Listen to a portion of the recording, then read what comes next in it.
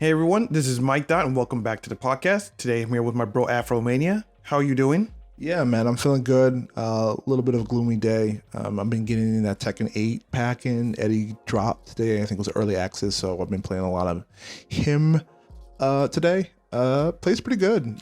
Different character, so I'm been pretty excited about that. But how about yourself, man? I'm doing fine. Yeah. Just been, I guess, just playing a little bit of Genshin Impact. Okay. I've been enjoying that Cool. a lot. I know some of my friends would approve of me playing that, but What's wrong with playing Genshin? Why would your friends not approve that? because it's a gacha game and it's a quote unquote mobile game. Yeah, and but not all gacha games are bad. They're quite enjoyable. I don't think so, but my friends don't agree. So I understand why people don't like gacha games because they can be very predatory, but this one, I think I enjoyed the gameplay more than the whole The gacha system? thing, the gacha thing. Yeah, Over no, that. So yeah, I've heard really good things about Genshin Impact. You know, I get it. It's a gacha game setup, situation. That's kind of how it just works over there in Asia and stuff. But other than that, I've heard some really good things about the game. Yeah, and design wise, and it visually looks great too. It's a fun game. So I mean, I don't want to get too big into that. That's a topic for another day because we do have a lot of other things we want to talk about, more specifically. well, more than less, but yeah. More than less. But I get the big thing that I want to talk about is the whole controversy, quote unquote, with Stellar Blade and its protagonist Eve, its main character of the game, and Eve. some people have some issues with the character model, which I just want to go off the rip that I find it kind of a bit ridiculous, but we'll talk about it more when we get into it. And what else do we want to talk about? But before us, let's talk about something interesting. So, I had to scramble to get some topics. So here's an interesting one. So apparently this one is actually coming from Kotaku. So basically from the article, it says 60% of playtime in 2023 went to 6-year-old games and older games. So basically this was an article that was done by Newzoo that kind of shows that, PC and console market actually grew a lot by 2.6% in 2023.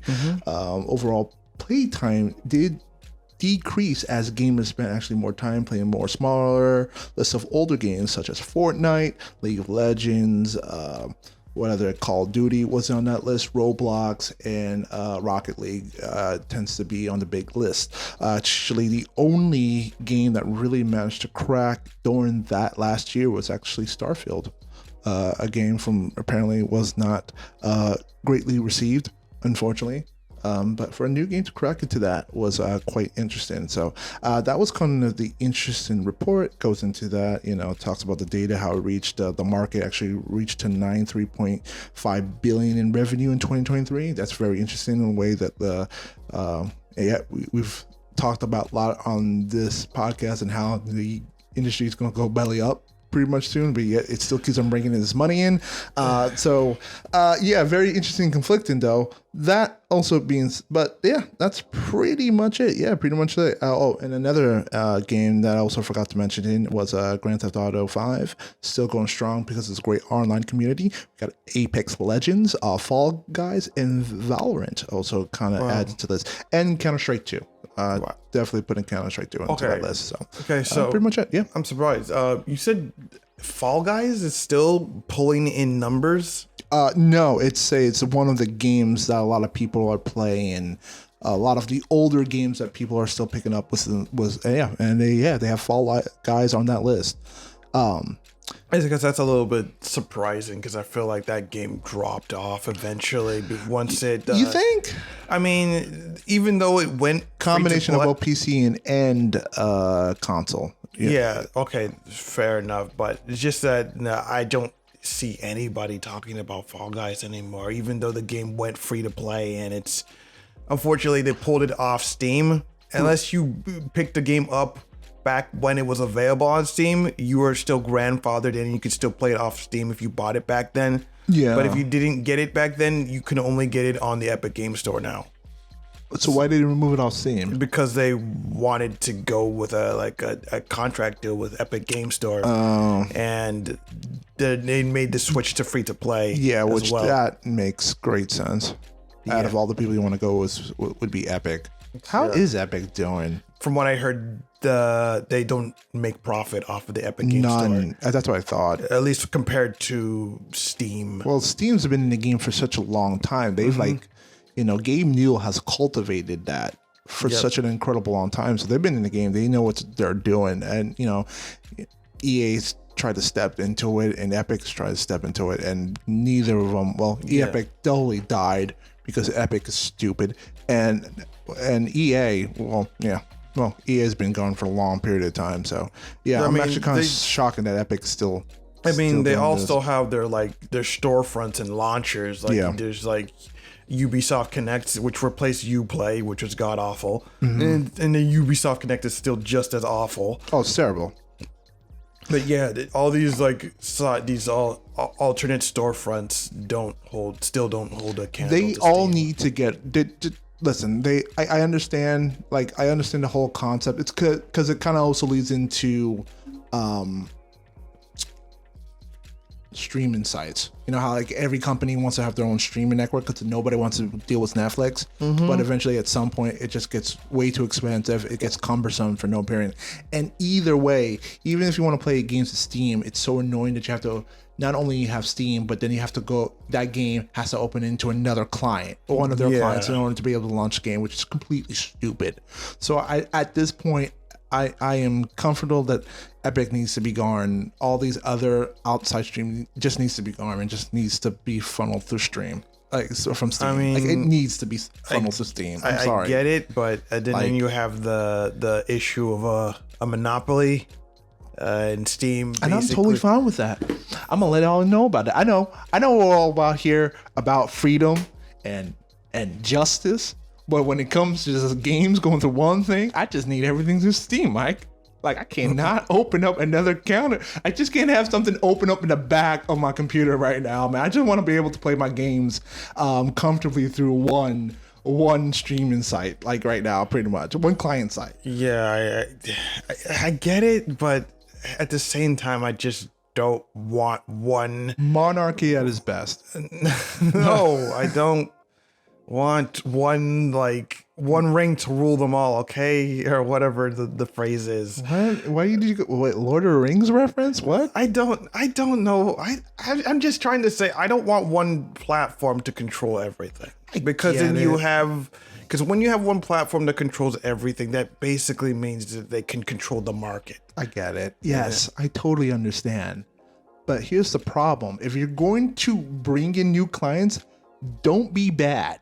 That's the problem. A lot of them are not that good, unfortunately, at the moment. That's the issue. And I get what you're saying. Again, I agree. I don't want a monopoly either. But yeah, you actually have to be good at what you're doing. When you're making these stupid comments. Fair enough. But but other than that, going back to the actual thing, what's your thought about that? Actually, overall.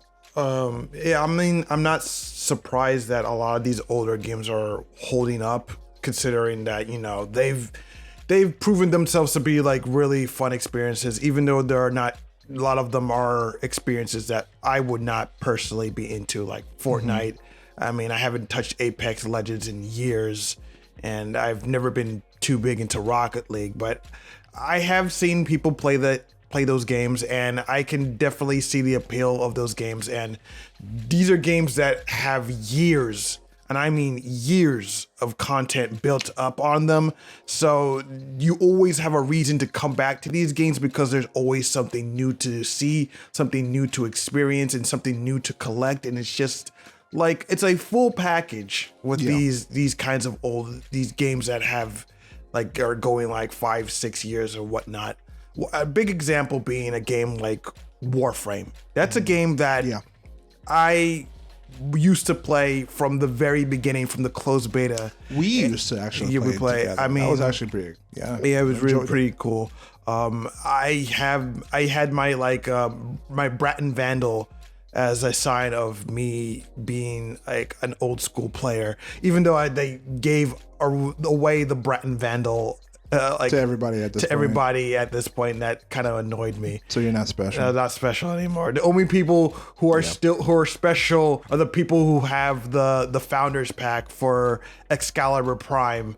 And I'm still upset that I didn't buy into that. And there's still no word that they'll ever re-release the whole Excalibur Prime set. Proof that you are a true old school Warframe player. Yeah, if you're rocking that Excalibur Prime. And the thing is, most people who have it don't use it because it's actually a very underpowered frame. Warframe. Yeah, it's mostly like an heirloom at this point. Yeah, it's a collector's piece at this point. No one actually uses it as their daily driver for their Warframe escapades. Okay, but still, like I said, that is a game. Again, it has built up years and years of content, almost a decade of content. At this point, and even though I have 1,000 hours put into that game, which is a lot, but every time I try to get back into that game, I actually have an issue getting myself going, because it's a game that has so much to do, and they change so many elements and so many systems when it comes to that game. That I actually end up quitting again, because I'm so conflicted. There's just so much to do, and the systems are changed. I basically have to relearn the game. It's basically, it becomes overwhelming with so much content they've added over the years. It's like, oh great, now it's almost like you had to start all over again. Exactly, that's what I mean. And you don't even know where to start at. Like, oh god, great. This feels, and almost to a point where it feels very intimidating for people to come back to a game like that. Yeah, that's what I mean. Which also goes back to why these games are again, not shocked that these are the games that are still being played very well, because these games require so much of your time and so much almost dedication, pretty much. It's amazing where these games are at, because like you said how Warframe has evolved over time, so did the games on this list pretty much have evolved over to being something bigger than what it is. Like Fortnite has recently gone from the battle royale, still big, but it's now evolved into something else too. It's now they're having concerts, events through Fortnite. It's grown into be almost like a social experience in certain games like Fortnite, where they expanded. Same thing like games like Rocket League, still doing the same thing, but it also has now grown into having big sponsorships too. Now everybody is involved with it, to sports leagues, to movie promotions. They try to tie that into games. These games have been very good because they've been ultimate marketing tools for other things outside of it, in order to promote other new games, sports, television shows, comics, books, whatever. It's pretty amazing. Not shocked that these are the games that are well listed. Very much so. And just even though it was Fortnite, I feel like that game has kind of gone off the rails. Oh yeah. It's just, it's cool that it has all these experiences, but it's also becoming just a little bit dystopian. It's because of how much it just adds all this stuff that don't relate to what the game originally was. Which was it was supposed to be just horde shooter, a co-op horde shooter where you just build bases and defend them, and then it turned into this amalgamation of a battle royale, and now it's everything else. Now it's a Lego builder. It's the sandbox. It's concerts. It's racing. It has a rock band mini game. It's just it's become everything that it stopped being for a while. It's kind of weird, but at the same time, having all that content, so much to offer, it's no surprise that a lot of people come back to it. Same thing with Apex. Originally it started out as a battle royale, but now it includes skirmishes. It has team deathmatch modes now.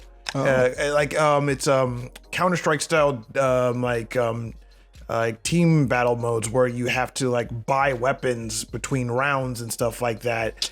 So like if people who want a more stripped down experience and not having to do the whole battle royale thing, that's available for them. They also do like events like where occasionally you can do cool stuff like a humans versus zombie game mode like they did during Halloween. I remember playing that, which was kind of fun for a while. That's cool. But yeah, I mean, and funny enough, that like one Halloween event, like the human versus like zombies mode or whatever it was called, actually was a teaser for another hero called Revenant. I have to go look back into that, how that event crossed into each other. But yeah, I do remember that was a tease for another character, which is another cool thing. And just and then of course, as you mentioned, GTA 5, that's a behemoth in of itself as a game that is just a game where you could really just do whatever you want and just have all these crazy experiences and whatnot. And not to mention, the game has built up a very unique role-playing community where people basically create a satire of real life, which is kind of funny because real life has become satire in and of itself. Yeah. So it's just, I guess, a more satire version of real life. But yeah, it's called 5M, if you've ever heard of that. It's the whole role play system, the whole role play mod system that goes with GTA 5. No, I probably have heard of it. I do remember there were skits. I forgot. Yeah, the name people of the like to guy. do like skits and like all God. these. And people really like to get into the roles when they're playing 5M. It's funny. No, it's funny. But I remember there was this one dude who made these skits. And anybody that is listening to us, put it in the comments below. I can't even think of it off the top of my head, but I'll describe it. So it's basically, it's about like these two black folks. It's just with this one black dude, and he always gets pulled over by the police. Every time. It doesn't matter whatever he's happened, he always gets pulled over by the police. Like it's basically like a black cop going after. It's almost like an Uncle Ruckus situation where he always goes after him no matter what. Doesn't matter if he's doing anything. He's not doing anything wrong. He goes after him all the time in these skits, and I laugh every time when he does it. Like it's hilarious, pretty much. It's a lot of these funny, wouldn't say racist skits, but pretty much like urban skits, pretty much. So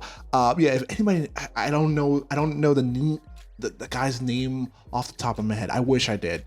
But no, but this is, again, going back to what GTA 5 has been doing pretty much. And on top of that, they just released another DLC content, I believe, that continues to expand on that, all on the eve.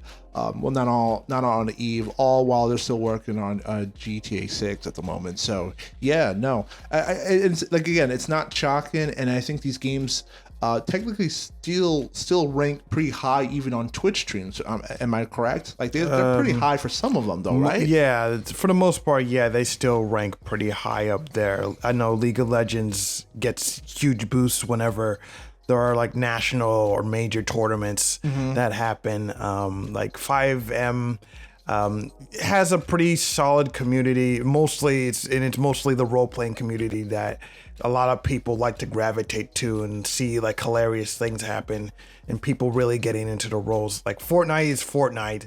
Rocket League, again, gets a big boost during like major tournaments and whatnot. I mean, I do occasionally watch a Rocket League tournament, and some of the stuff that people pull off in those matches are pretty impressive, I do have to say. Yeah. So yeah, it is no surprise that people tune into that stuff, even if they're not particularly playing those games. So yeah, I mean, these games have proven themselves to have a solid foundation when it comes to just good gameplay, and that's what a lot of newer games are kind of lacking. Yeah, a lot of these newer games like Suicide Squad, like that game didn't I feel like do we pick good on well. Suicide Squad a lot on this channel. It deserves it, okay? It deserves it. But I mean, Suicide Squad not. I doing get it. great. Like Warner Brothers has been shit for a minute. I'm not gonna lie, but man, like how often are you gonna kick Suicide Squad? I will kick it down until it stops moving. Okay. Okay, but well, again, like I said, Suicide Squad. You mentioned Starfield. Yes. Again, another game didn't do so great. It's the new, yeah. It's the only game really that kind of cracked that list right now in terms of 2023 for like a few months. Yeah. Like, and then it fell off. It immediately fell off once people realized, yeah, this game, like, wow, it's a new Bethesda game, and then people come to the realization after a few minutes, it's a Bethesda game. It's a Bethesda game. Oh yeah.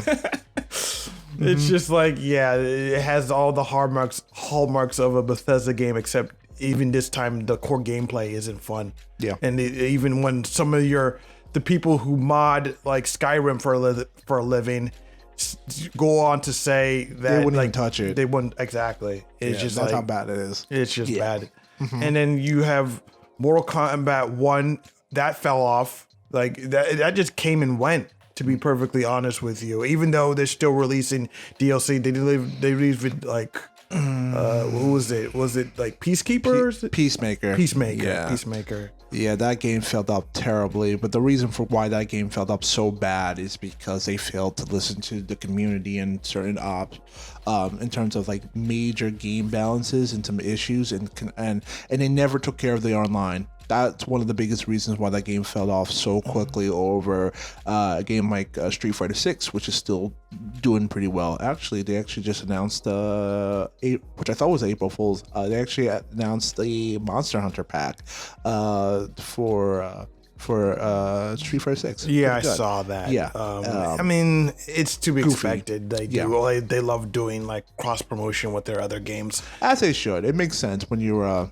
you're trying to cross promote your games and you're trying to make awareness. Yeah, it's just but yeah, it is what it is. But it's just like these games are just not pulling attention. It's just like the classics are just pulling people back, and it's just these are just games that just have their own orbit. Yeah, their own like solar system, man. And it's just like, how can you compete with that? You know why? And I think some of the reasons, actually, there was another article. I didn't know I wanted to bring that up, but it kind of ties into this. It almost feels like there's a comfort of just playing a game that doesn't have too much change. Like, it changes a lot though, but at least you can go back to it. It's almost like comfort food. It's like it's constant. Yeah, you know exactly what you need to talk. It's almost like the retro game situation right now. Exactly. It's a simpler time, and that's actually in the other article that actually popped in. I was reading how like a lot of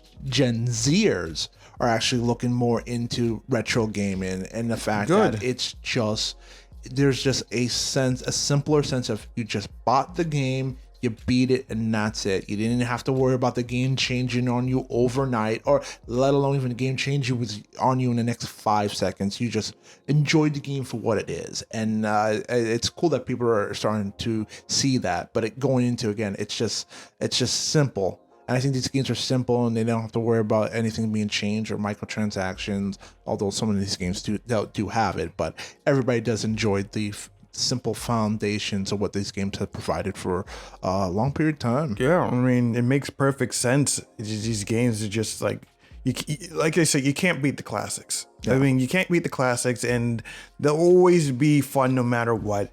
Like, if I want to just go and just play some Super Mario World from the NES, I could literally just type it on. I could literally just go onto Google Pipes, and I could just play a browser version of the Super Mario World right on my computer, and it's just great. And it's just like, you could just play through it, or like I could do the same thing with Sonic 3 and Knuckles and just play it in a browser. And it's just like, retro gaming has become so accessible that it's hard not to just pop it in, just jump in, play, enjoy yourself, and just get out and not have to worry about a damn thing. Yeah, I agree with that. That's why retro gaming rules.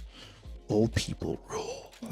No, but overall, it just like say, I kind of agree. I'm not surprised that a lot of people are just gravitating towards these older games and to retro games, and the newer games need to like pick up the pace. I mean, I don't have too much faith when it comes to AAA gaming right now, but at least indies and AA are leading the charge going through into the future. So yeah, that's a thing. I agree. Okay, so moving on to the other topic we wanted to talk about was the whole issue with a game called Stellar Blade. Recently had its demo come on the PlayStation 5, and it was pretty well received. I actually looked into that game a bit more, considering I thought it was going to be more of a J action game, character action game, like a Devil May Cry or Bayonetta, but it's a bit more of a Souls-like. Dark Souls, like Bloodborne, that kind of game, where you have to be more like thoughtful and methodical with your attacks. You gotta like time your parries. There is some flair in the game. It does have some of that J action flair to it, where you can pull off like chains of parries and different combos and stuff like that, and style on your opponent if you're really good at the game's mechanics.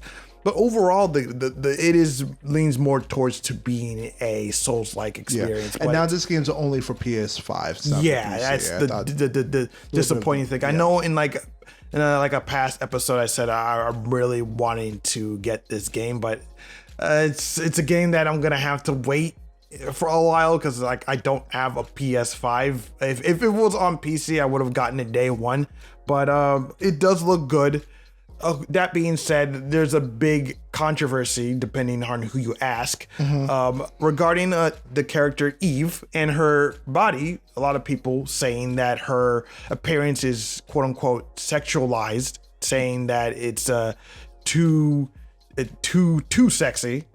I think that's a little bit absurd, but going on to some of the articles that have been talking about this, like IGN France, saying that the character is too exaggerated, and the person who created the character, designed the character, has never seen like a female body before, never talked to a woman before, which is absolutely ridiculous to say, because the director for Stellar Blade is a little known guy named Hung Tae Kim.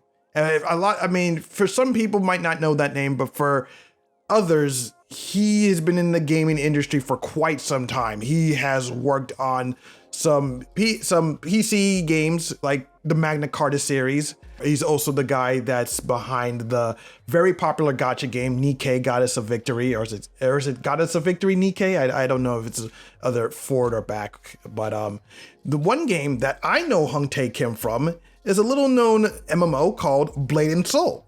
Now that's a game that I played a lot, and it was a very cool like kung fu action MMO where it had a very cool like combat system. Probably one of the first like MMOs to have a real-time combat system where you actually had to watch your positioning and perform counterattacks and perform sick combos and stuff like that.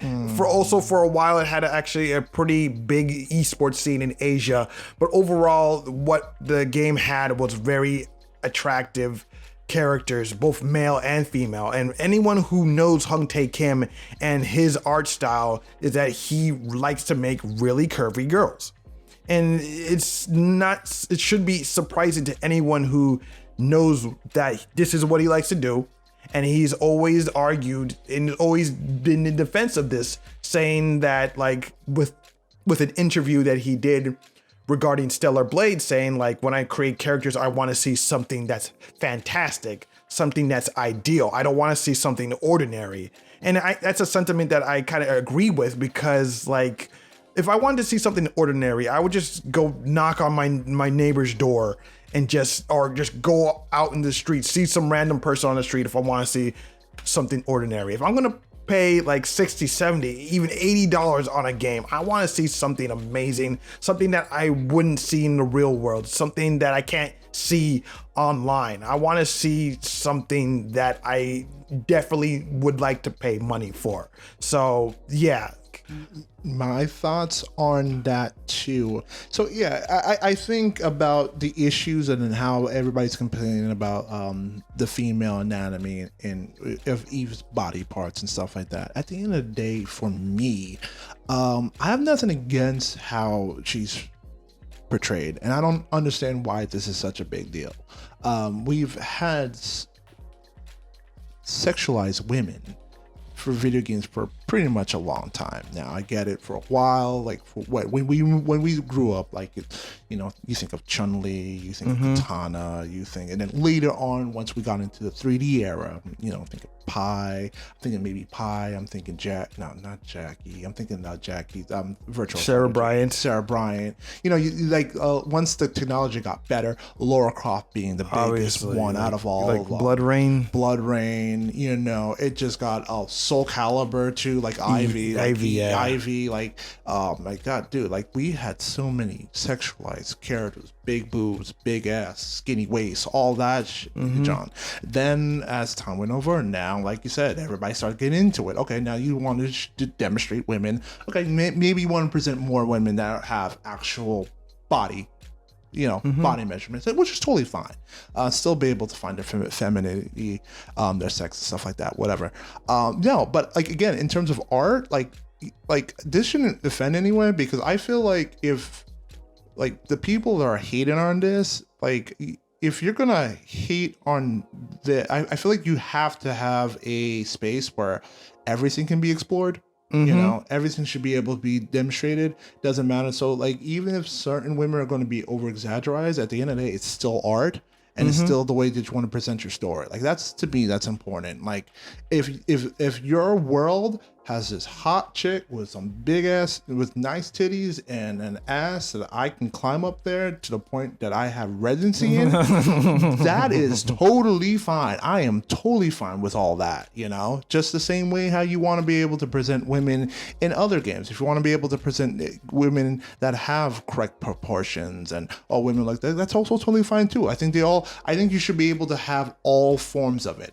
Either way, I think they all share the same space, and I think that's important in terms of like that. And the fact that you're having one side kind of criticize that, I think it's totally messed up, man. Yeah, that's the issue that I have with the people criticizing this game and saying, like, as if characters that have women with like regular proportions don't exist. Plenty of games like that already exist. Oh yeah. And when it comes to stuff like Eve, the reason that people are rallying behind this game is because you don't see that often anymore. You don't see games feeling with attractive women anymore. At least when it comes into the Western gaming space, you get plenty of that in like Asia, but of course, obviously, like Stellar Blade is a Korean developed game.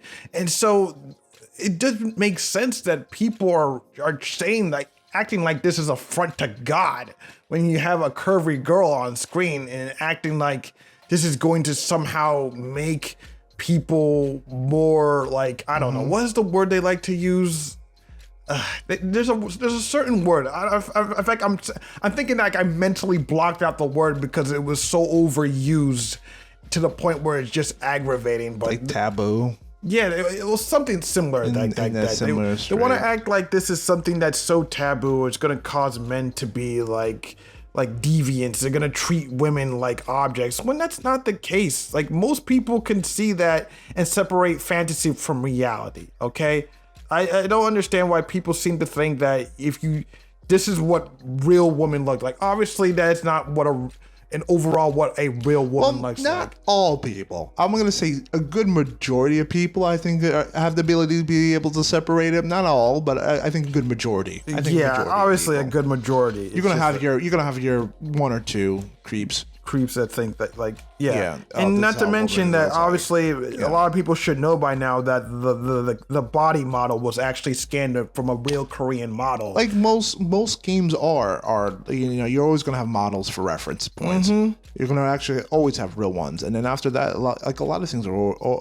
with those models. A lot of those are almost always over exaggerated, especially in games, because it's like art. Like, you have to over exaggerates a lot of things, because like the real model obviously is a bit more like, compared to the in-game model, like you can obviously tell that they made her thigh is a bit thicker, her waist a little slightly smaller, but it's not too far off from what the real model looks like. Yeah, that's exactly what I was And going to say. that's- Like, she looks just as attractive, though. Yeah, Like, exactly. Again, but She's still- exaggerated proportions. a Yeah, little and bit. of course, this is all and done to adhere to Hung Tae Kim's art style. And again, Hung Tae Kim likes to make like curvy women. That's his thing. Like, he's not gonna go back on his thing. Yeah, but even that, Dan, people are saying that these are not realistic. But then again, look at life right now. You see a lot of not all women though, but those women do exist too. Like especially ones that that get worked on and stuff like that. That get over exaggerated proportions and stuff It's like that. true. That's like so. Like how's that not right? Again, that's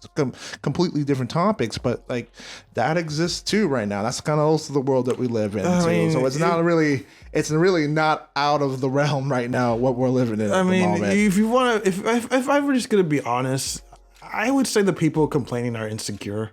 I'm just gonna straight up say it. Think so?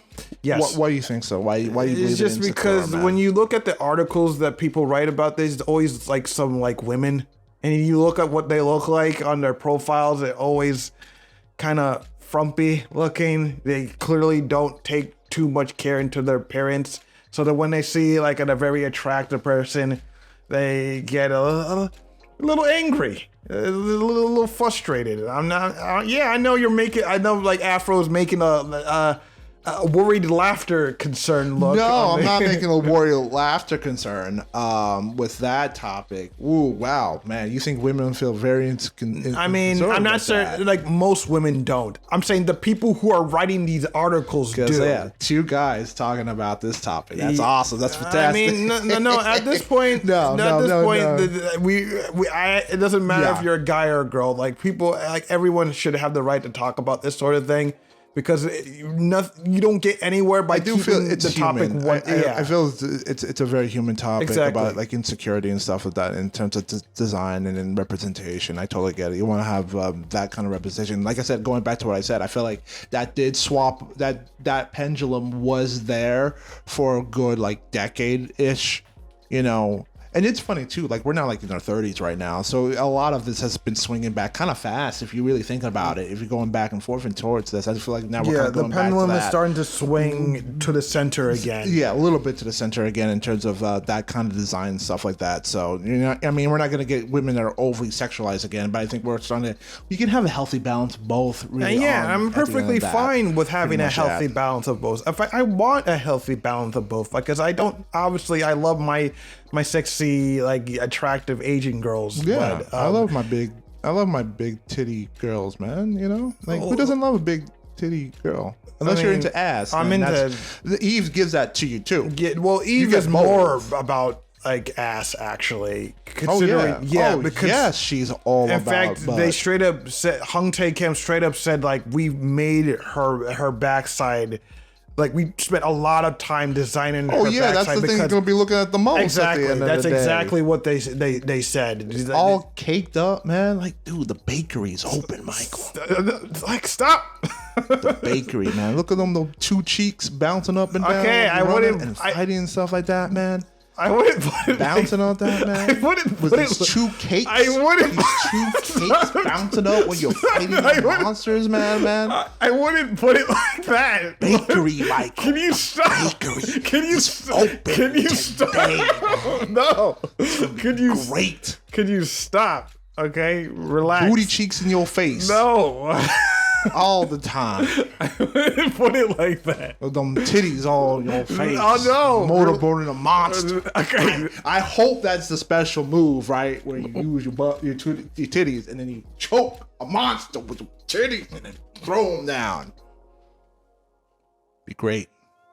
DLC coming soon. No. Okay. Quality. All right. Okay. Yeah. Well, that means that I think that. Well, I think I want to end it there. I don't have anything else to say. All I can say is just that the people just need to get a grip and just relax. Like, the big booty Asian girl isn't gonna hurt you. Okay. No, I don't think it's too much a big deal. I think in terms of just like the realm of art and in the art spectrum of things, I think it's important that you have a little bit of a balance of everything too. And I think that's important too. I think that like all women need to be shown in all different sizes and parts, even a little bit exaggerated. And I think that's, like I said, it's healthy. I think it's healthy in terms of the realm of art and in the realm of game, that everything gets kind of represented again, properly in that. Yeah, very much so. The bakery's open. Okay, we want to wrap this up. Okay, so anyway, that's it for this episode, this video. If you like this video, please rate, comment, and subscribe. I'm Mikedot with Afromania. We are saying peace. Take care.